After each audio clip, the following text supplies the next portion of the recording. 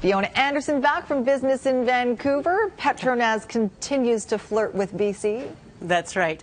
So Petronas, as we all know, is the Malaysia state-owned gas company, and we consider it sort of the forerunner of one of the many projects that are contemplated for northwestern BC, the Kitimat area, for the LNG plants. So we expected a decision in December. We expected them to tell us whether they were going to go ahead or not with this plant that we so want, really, to help our economy.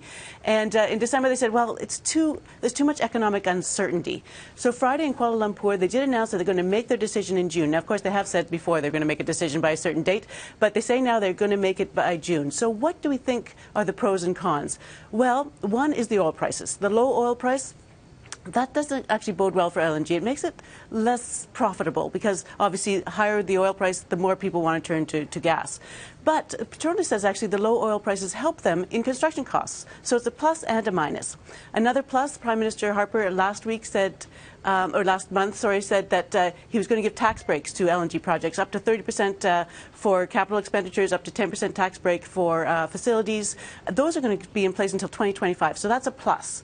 Another uncertainty, Petronas says it would like to actually only have about 50% of the project, which is worth, by the way, $36 billion. And they've managed to find partners for about 38%. But they're trying to get rid of another 12%. They say they have a potential Chinese buyer. That's what they're working on, trying to bring up, so it's a 50-50 partnership rather than them holding all the cards.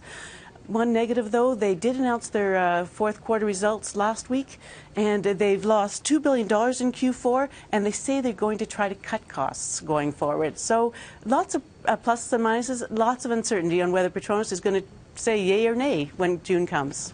All right, well, June is not that far away, so we'll see what happens then. Thank you, Fiona. You can get more business news online at BIV.com.